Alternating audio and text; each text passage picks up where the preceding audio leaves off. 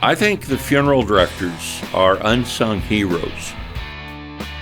The amount of money that customers are spending with us, families are spending, they should be treated to an experience that is unforgettable. And it's testament to what I have told families for 2 decades is have a conversation. Have the conversation with your loved ones. Tell them this is my wishes, how you want to die with dignity. I'm Jason Johnston, CFSP, and you're listening to Undertaking the Podcast.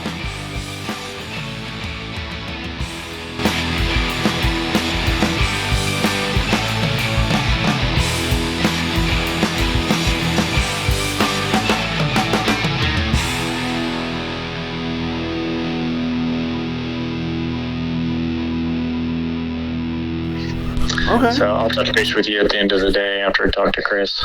Well, you're recorded now, Bubba, on the new H1. I'm calling it the H1N1, Undertaking the Podcast handy recorder on the new intro for Undertaking the Podcast. So I don't know if this thing's even going to work, buddy. Well, we'll see, man. Let me jump off here, but I'll talk to you in a little bit. All right, see you, pal. Bye. Bye. All right, everyone. Ryan was there at work today. Welcome to a brand new episode of Undertaking the Podcast. Ryan was telling me about the work he's doing with the video producer there and what we're working on for the big deal coming up at NFDA. Well, there I did. I said the words, the big deal. NFDA, the National Funeral Directors Association. I'm walking through my funeral home, folks. That's all the noise because this handy recorder, handy and mobile, and we're breaking these things out on the trade show floor at the Kellerman Family of Vehicles booth. That's right, folks. The Kellerman Family of Vehicles booth. Undertaking the Podcast will be there again. Is that our 4th year in a row now? Minus some COVID disruptions. We had Chicago, Nashville, Baltimore, and here we come. Las Vegas, Nevada. And I've never been to Las Vegas, so that's going to be interesting, being a newly sober guy. So we're going to take you along with us, Undertaking the Podcast. We're going to do our best to get timely content out, and I know we all laugh at that because I still got old content. So we hate missing people. We don't want to leave anyone behind. So there's events planned, there's gatherings planned, and right now, all I've got to tell you about is a really big thing that's happening Monday night. And after getting deep down in the weeds, all this big to-dos type of stuff, Dr. Sarah Murphy, I've met this person, and Dr. Sarah Murphy is speaking at NFDA. So I spoke with Sarah yesterday, and there's a really big deal going on Monday night, like I've been telling you about since Baltimore. Now, the details of that party are neither here nor there. I can't tell you about them, but I know everybody's looking for it, and they're worried that it's going to be too many people. So what a problem to have on Monday. Now that I know there's parties everywhere Tuesday, and I know Parting Stone's got one. As a matter of fact, I was a guest with Alexandra from the Death Curious podcast, and we had so much fun. It was just a fun conversation. So she's got videos dropping. I've got a second follow-up podcast that'll be coming out after the 1st of September with Alexander from the Death Curious podcast, a video show right here on Undertaking the Podcast. Jump over to the YouTube channel. If you have not subscribed yet, I'm going to be doing some things live. I'm going to be doing some things all the time. Same with Ryan Ballard. So if you subscribe to Undertaking the Podcast over on YouTube, you will see a daily short. Ryan Ballard has got you covered. It could be silly. It could be serious. We don't take ourselves too serious. So join us over there at YouTube, Undertaking the Podcast. Search us out. Watch us grow. We're just planting the garden here in YouTube, but it's open and available to all our friends. So as I round this intro out with the brand new Zoom H1N1 handy recorder, I tell you what, this podcast wouldn't be what it would be if it wasn't for Zoom and the podcast devices we have for them. This is at least our second Zoom device. Thanks to Grant Inman from My Funeral Home Stories over there. If you've not heard My Funeral Home Stories and have not met Grant Inman, well, why not? Oh, well, you probably haven't asked me. So anyway, I tease, but that is my favorite funeral podcast. Not a slight to anyone else, but I know Grant. I know he grew up in a funeral home, and those stories are, well, you got to hear them. So Grant Inman over there at My Funeral Home Stories, he's also got a podcast called How to Become a Terrible Person, which is a joke, folks. No one wants to be terrible. So it's a little backwards brain, a little silliness, a little funny speak. It's not for the kiddos, but check out Grant's massively huge hit podcast, How to Become a Terrible Person, which is somehow way bigger than My Funeral Home Stories. So believe it or not, funeral industry experts, the largest funeral podcast in the world is not undertaking the podcast. Why would it be? But it's My Funeral Home Stories from Grant Inman. So check that out. It's by far got the biggest followership and listenership. It's 3 seasons, and he's got new seasons ready to drop and new episodes ready to drop, but he hasn't dropped some in a long time. So he's been a bit of a ghost, and everyone wants to know where he's been. So wanted to plug that away because, like I said, it'd be fun to meet someone that has grown up in a funeral home but got out, but they carry it with them too. So anyway, wanted to give you an update on those announcements for NFDA, because coming September 1st, the Undertaking the Podcast will tell you what we're doing. We've got some stuff planned. We got some things in the works, and like everything else, we get pulled into everything 17 different ways. So we're into all of it, and we're inviting all of you to come along, tell your story, bring your mentors. Let's all learn and grow together, because that's what we do, I hope. So as we wrap up this intro, I want to introduce you to the Calahan family from Chicago. Standing on the sidewalks in Springfield, Illinois, with some folks, Todd Hara, Benjamin Schmidt, let's see if I get it right, Andrew from Maryland, my friend Dwayne, creative people within funeral service, and then the Calahan family is standing there ready to walk together from the Illinois State Funeral Directors Convention over to the Abraham Lincoln Museum, where they were to have a dinner reception with an open museum. So we went there, we toured the museum, and we enjoyed the people. And we enjoyed them so much that we've got a lot of content to get out, but this is one of the most special ones that I got, because my brain's been so focused on figuring funeral service out for myself. Why is I ask myself, and I keynote spoke at Cana and asked why, and said we got to ask why. And now I'm getting a little bit closer. I'm asking, why are we different too often? Because every time I wanted to know why we're different, Mr. and Mrs. Calahan told me why we're the same. So it's time for me to shut up now. Thank you to our sponsors, the Kellerman Family of Vehicles Group, Platinum MK and K2, for hosting us in another new way at the NFDA convention. Butler Coach. We've got some big announcements, but we're getting into the show. Thank you to our legacy sponsors. We're sharing your stuff on social media. Please pick it up from us and share it as well. We're helping. So let's get into the show. And instead of focusing on how we help differently, let's focus on maybe the default, the baseline. Because we want to define what we are. Are we embalmers? Are we funeral directors? Are we counselors, undertakers, tradesmen, professionals? It doesn't matter. Pick one and don't hurt someone else with it. But let us find the default behind all the labels. And as I wave at Tony, my neighbor from the funeral home garage, I hope to God this Zoom H1N1 works, because we're giving them for you to do your own show at NFTA. So let's do this. Let's learn a lesson from Mr. and Mrs. Calahan, because I took the time to finally shut up for a minute.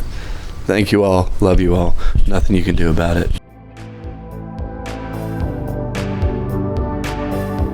I'm Brian Waters, on location at the Illinois Funeral Directors Association here in Springfield, Illinois. Well, I've reintroduced myself to somebody I've met a while back. Now, I'm going to do this because I'm going to get your badge back out, because I have that with names. Yes, sir. But Edward Calahan, CFSP. I know we've met in Chicago, Illinois, and you're from Chicago, Illinois. I'm from Chicago. Not originally, though. Now, you're an undertaker, is that Yes, right? sir. Undertaker, embalmer, too? As a matter of fact, I got my 40-year PN today.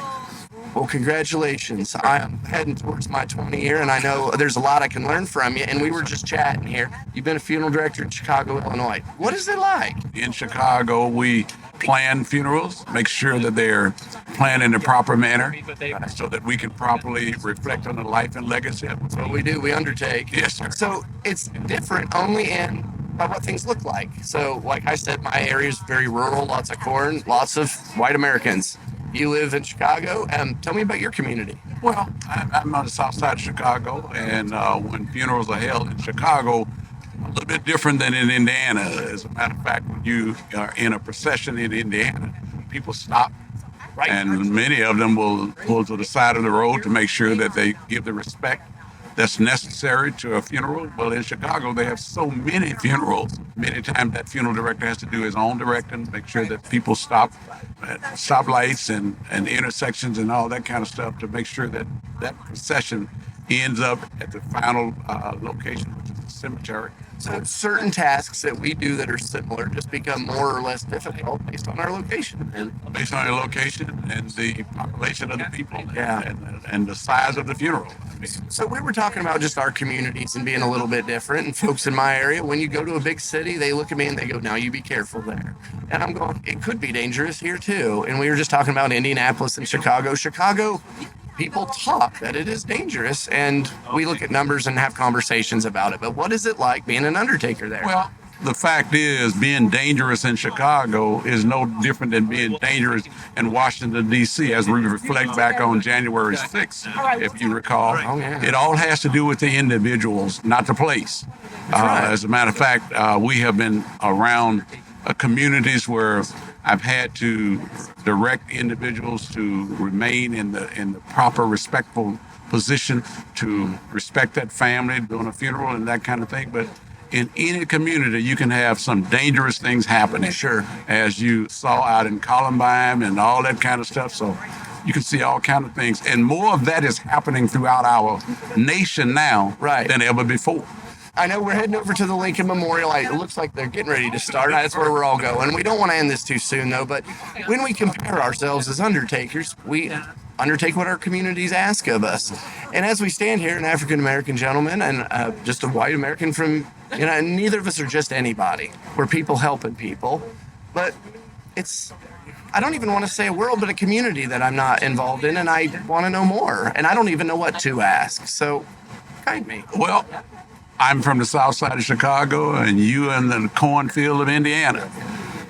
Individuals respond to how they were raised and all of that. So the fact is, you just have less people there. And in Chicago, we operate a family firm. We've had some very large funerals. We've had some mid-sized funerals. And during that time, regardless of what community they're from, we make sure that that service is handled properly, decently, and in order so that we can reflect on the life and legacy of that individual. Sounds like exactly how I would say it. No different. We're no different. So, Worsham College of Mortuary Science taught me how to do it. I grew up in it in the state of Arkansas where my family owned the firm. So I know the basics of this industry, and we've grown in it as a result of it. and you and I have done this long enough that we know that there's different things from funeral home to funeral home and little community to little community. But as I stand here trying to think of something to ask of, tell me what's different, it's the same. It's the same.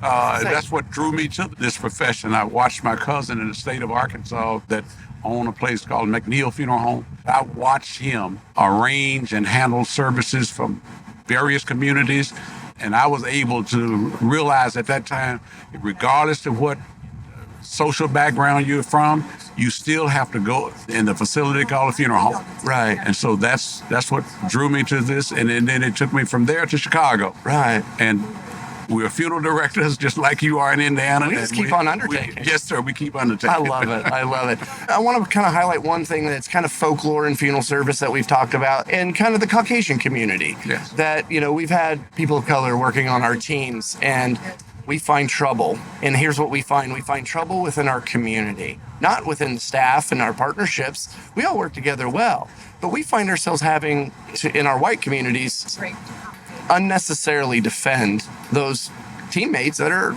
people of color.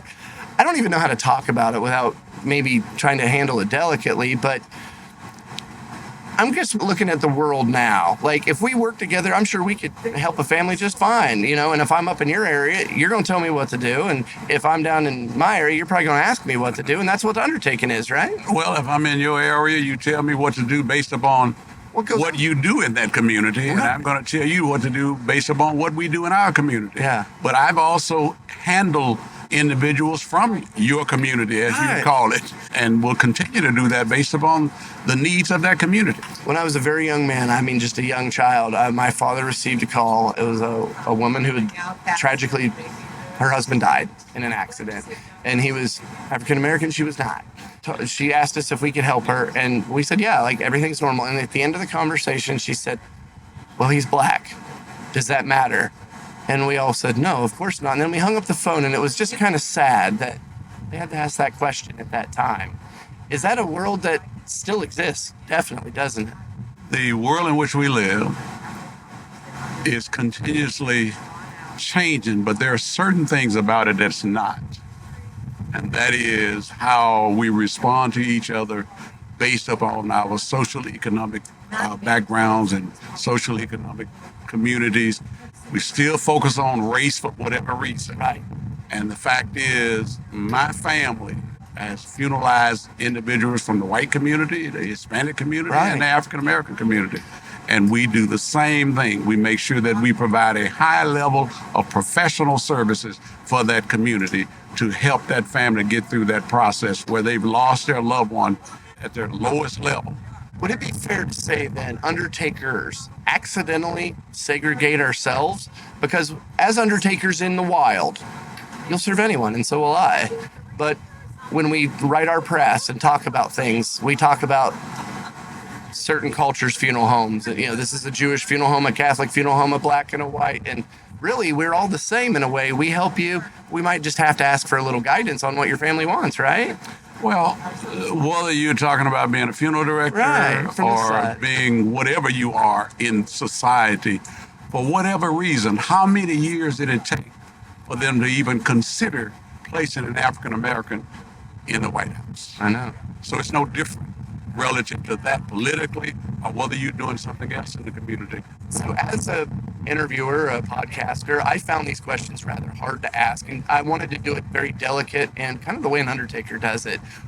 We wanted to start out, we don't want to cause any extra harm, but we are curious. I need to know what I need to know as an undertaker. And in this case, you know, kind of as a Brian, a person standing here. And now I kind of feel like, you know, we're kind of done with this. I don't need to ask these questions anymore because really, well, we've kind of got to the core of what we do as undertakers. We don't necessarily have to go back to that divisional thing and revisit it all day long. Really don't. No, we don't. Let me bring this lady in right quickly. Could you introduce her for us? She's talking to Todd Hare. Todd, you can join us in this conversation. I've been on your podcast enough over the past 2 days. That's fine. That's how I'll listen in. Please listen in and provide commentary when it works. This young lady here happens to be my wife. Oh, and she, that works out. Yes, sir. It's a family firm in the city of Chicago, and we've actually been in business for 40 years, and we have seen some of everything in the community as we interact with people, whether it's in our immediate community or a community beyond our immediate area.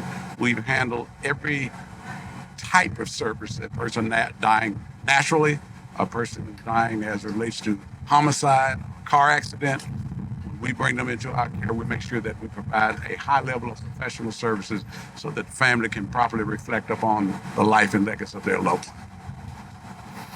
And as we were kind of discussing that, we were just talking the nature of funeral service and how is it even segregated? But the way both of us talked about it as undertakers, what he just said, nothing exclusatory. Everything was inclusive in those comments. This is what we do. It's a profession. You call us, we answer. Yeah. We have to ask a little bit, and then we guide you. And what we were trying to do is find some commonality here on some differences that, frankly, in the end, we don't really care about because we had a pretty awesome conversation. And we're all going to walk over to Lincoln's presidential. This is special. This is a special place, and it's a special place for us to have this conversation as we approach our, well, now this will be after our 500th episode. And then we have accidentally come to a place that created our trade, you know, or our profession on accident by people who cared. Yeah. And I thought, Todd, you'd mentioned statistics, Todd Hara, of those who died in the Civil War, over 400 and some thousand, close to 6, correct? 650,000, could be more. Historians argue over the number. I think it's around 650,000. And that took how many years? What did? The war. 4 years. 4 years. Yep, 61 to That 65. many people died. And then, in how many days did it take from Lincoln to be shot to be brought back here to Springfield? So he embarked on the funeral train on the 21st and made it here on May the 3rd. So what's that? 9 and 3 is 12 days. And over 4 years, it took us that long to kill almost 700,000 individuals. But in those amount of days, those amount of vigils gathered and created individual funerals in their communities, not just along the stops, but as Todd gave us in his presentation, individually along the route of the railroad. That train came all that way. Mm-hmm. We all direct it towards one person, but it's a sentiment. And this is what I've been trying to figure out for so long on undertaking the podcast, is what we offer as undertakers. I want your correction on this, please, your guidance. I believe as undertakers, we offer freedom, opportunity, and inclusion. And that's what we do.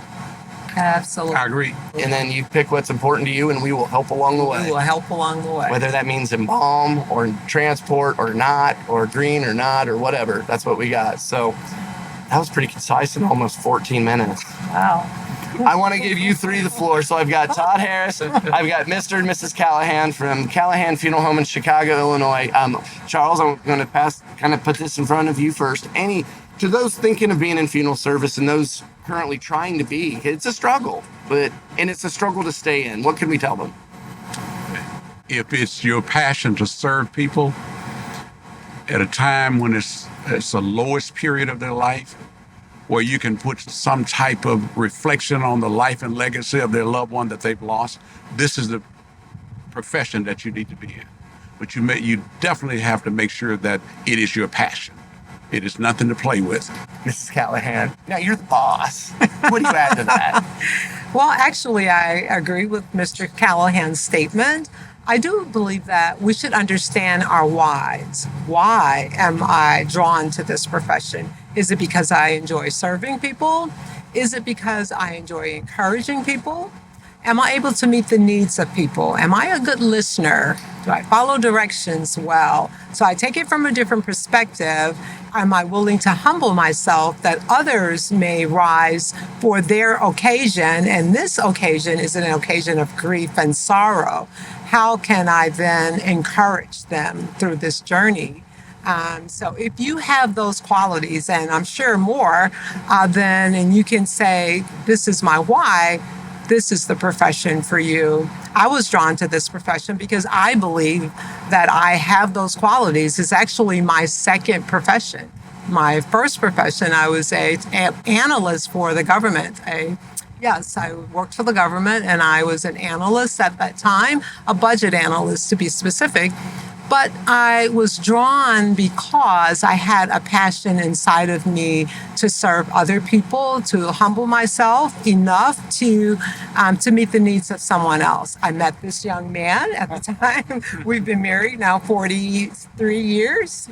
At the time, his passion was so intense until it drew my attention, and I said, hey, there's something inside of me that can do the same thing, that have that same need to serve people, to help them, find a better place in life after death. So as I look at you two, that was the longest I've been quiet for a long time. Well done. That was some very important things that you said, because I wanted to add on to it, and I went, no, leave it alone, Brian. It was perfect. So Go ahead and add it. I'm going to add. I just added. I just added too. Don't worry. Thanks, Todd. I thought you weren't in this podcast. I wanted to ask this one last question as we make our way over to this very special place, as we're doing our 500th thing here. Marriage, 43 years. 40-year pin over here. I wanted to clarify now, are you licensed director as well now? Yes, I'm a licensed funeral director and embalmer in 3 states. Oh my gosh. Yes. And I wanted to ask that because no one is just anything, not just a wife, not just a husband, not just an undertaker, but how do you make it work that long? And here's the expectation. I know there's not one thing that you could tell me probably that I can package and sell to someone else, but you guys have a way, and we'd like to hear it.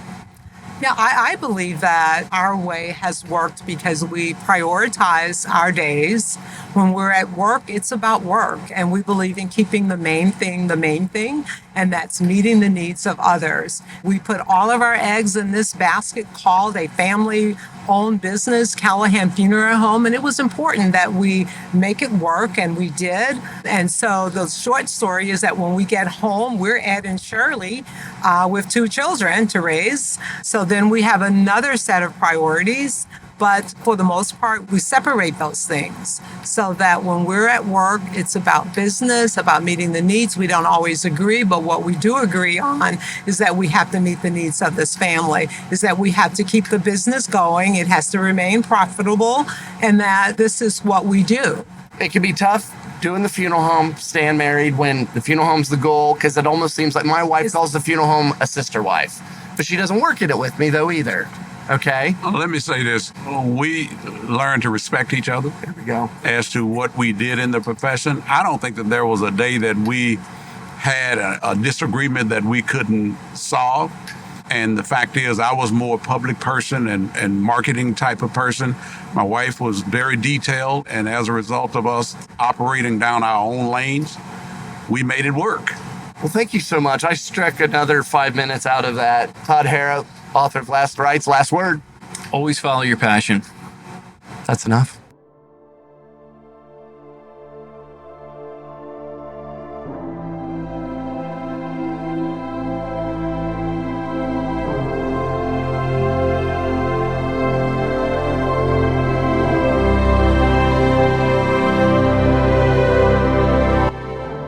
A funeral will hold up in front of society the most noble, the most thoughtful, sensitive, caring, compassionate aspects of life. And you turn the mirror a little bit, and a funeral will also show you glaringly the selfish, cynical, unkind, insensitive, thoughtless side of life.